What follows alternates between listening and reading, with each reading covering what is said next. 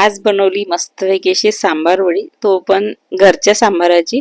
आणि टेरेसवरती आपल्या ग्रो बॅग मध्ये मस्तपैकी असा सांबार निघालेला होता. तर तोडण्याच्या 10 दिवसाआधीचा हा सांबार आहे. छोटा छोटा होता, त्याचे शेंडे खुडून घेतले होते, म्हणजे नवीन नवीन ब्रँचेस येतील आणि छान असं फुलावर येईल.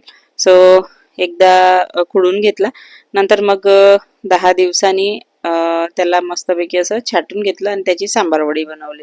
तर आता याला काढून घेतलेलं आहे, तुम्ही बघू शकता. दाखवते तुम्हाला कसा आहे. आणि इतकी छान लागते ना फुलावर आलेल्या सांबाराची सांबार वडी. आणि एकदम गावरानी, फवारा नाही, काही नाही, आपल्या टेरेसवर ग्रो बॅग मध्ये निघालेला होता. सो बघू शकता एवढा सांबार निघाला आणि 2 ते 3 जणांना पुरेल किंवा 3 ते 4 जणांना एवढ्या त्याच्या सांबार वड्या बनल्या. तर समोर सांगतेच किती बनलेल्या आहेत त्या. नंतर इथे बघू शकता सांबार, हा काय सुगंध येत होता. सकाळी वाजलेले होते 7, तेव्हाच मी हा तोडून घेतला, म्हणजे पाणी निथळायला पाहिजे. तर अवतार तर तुम्ही बघू शकता. आता याला स्वच्छ धुवून घेऊ आपण. आणि 2 ते 3 पाण्याने स्वच्छ धुतलं. फवारा तर नाहीच आहे, पण जो आहे 2 ते 3 पाण्याने धुवून घेतलेलं बरं. कारण की माती वगैरे निघाली थोडीफार.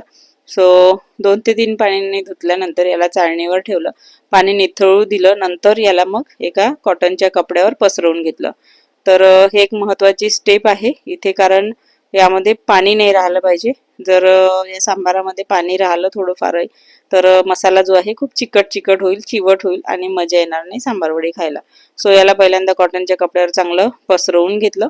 आणि नंतर मग चांगलं पाणी, कपडा जोपर्यंत पाणी पूर्णपणे ॲब्सॉर्ब करत नाही, तो त्याच्याशिवाय हा सांबार यूज करायचा नाही. तर तुम्ही रात्री सुद्धा याला स्वच्छ धुवून ठेवू शकता, म्हणजे सकाळपर्यंत चांगला असा कोरडा होईल. तर आता इथे पाणी निथळत आहे आपल्या सांबाराचं, तोपर्यंत इकडे कणिक मळून घेऊ. तर इथे 2 वाट्या मैदा घेतला, त्यामध्ये अगदी थोडंसं मीठ, अर्धा चमचा हळद, अर्धा चमचा तिखट आणि अर्धा चमचा जिरं पावडर टाकलं. आणि आता याला चांगल्या प्रकारे मिक्स करून घेऊ पहिल्यांदा. नंतर इकडे तेलाचं मोहन सुद्धा गरम करून घेतलं. तर 2 चमचे इथे तेल टाकणार आहे मी. याच्यामध्ये जास्त आहे म्हणून थोडंसंच टाकणार आहे मी. आणि 2 वाट्या कणिक म्हणजे मैदा घेतला म्हणून 2 चमचेच्या जवळपास किंवा कमीही तेल चालेल. तर ते टाकलं आणि याला चांगलंच प्रकारे मिक्स करून घेतलं. मिक्स करून झाल्यानंतर बघू शकता मुठ्ठी बांधली, तर मुठ्ठी चांगल्या प्रकारे बांधल्या जात होती. सो हे चांगल्या प्रकारे मिक्स झालेलं आहे. आणि आता अगदी थोडं थोडं पाणी टाकून याचा उंडा मळून घेतला. तर उंडा सुद्धा मळून झाला, दिसत आहे तुम्हाला. अशा प्रकारे खूप घट्ट नाही, खूप सैल नाही. आणि याला झाकण ठेवून 15 ते 20 मिनिटं किंवा 10 ते 15 मिनिटं मुरायला ठेवू. तोपर्यंत इथे मसाला तयार करण्यासाठी प्री तयारी करून घेऊ. तर इथे 2 ते 3 चमचे तीळ आणि 2 ते 3 चमचे शेंगदाणे, कमी जास्त करू शकता, भाजून घेतले. आणि नंतर मग याला मिक्सरला बारीक केले. तर इथे आता तुम्ही बघू शकता कढईमध्ये अगदी थोडंसं तेल गरम केलं. आणि तेल गरम झाल्यानंतर त्यामध्ये टाकलं जिरं, 2 ते 3 लसणाच्या कळ्या बारीक चिरलेल्या, कढीपत्ता फ्रेश आपल्या गार्डन मधला, आणि नंतर इथे 2 ते 3 हिरव्या मिरच्या चांगल्या खमंग होईपर्यंत परतून घेतल्या. नंतर त्यामध्ये एक छोटासा कांदा किंवा अर्धा कांदा बारीक चिरलेला, तो सुद्धा टाकून चांगला परतून घेतला. कांदा चांगला हलकासा गुलाबी रंग येईपर्यंत परतून घेतला. नंतर त्यामध्ये टाकलेली आहे खाकस एखादी चमचा, आणि ती सुद्धा चांगली परतून घेतली. नंतर 1 चमचा अद्रक लसूणची पेस्ट, ती सुद्धा 1 ते 2 मिनिटं परतून घेतली. आणि इथे टाकल्याचे आता मसाले, अद्रक लसूणची पेस्ट परतून झाल्यानंतर हळद टाकली अर्धा चमचा, 1 चमचा तिखट, 2 चमचे धने पावडर. तुम्ही आपल्या अंदाजानुसार इथे कमी जास्त तिखटाचं प्रमाण करू शकता. हिरव्या मिरच्या सुद्धा इथे टाकलेल्या आहे. सो नंतर इथे मसाला चांगला परतून झालेला आहे. आता इथे टाकणार आहोत आपण सुक्या खोबऱ्याचा किस, आणि 1 वाटी घेतलेला आहे. तर तो चांगला परतून घेतला 2 ते 3 मिनिटं. नंतरच त्यामध्ये शेंगदाणे आणि तिळाचा कूट टाकला, जो आपण मिक्सरला बारीक करून घेतलेला होता. आणि हे चांगलं असं परतून घ्यायचं पहिल्यांदा. हे सुद्धा चांगलं 2 ते 3 मिनिटं परतून झाल्यानंतर त्यामध्ये चवीनुसार मीठ. आता चवीनुसार म्हणजे यामध्ये जरी आपण सांबार टाकू, तो जरी खूप जास्त दिसत असला तरी तो श्रिंक होतो. त्यामुळे थोडंसं मीठ आवर्जून व्यवस्थित टाका. नंतर यामध्ये आपण स्वच्छ धुवून पाणी निथळत ठेवलेला सांबार बारीक चिरून घेतला होता, तो व्हिडिओ नाही शूट झाला. नंतर इकडे बारीक चिरून घेतलेला सांबार तो टाकून घेतला. आणि अगदी लो टू मिडियम फ्लेमवर हे सगळं मिक्स करत राहायचं. आणि चांगलं मिक्स करून घेतलं.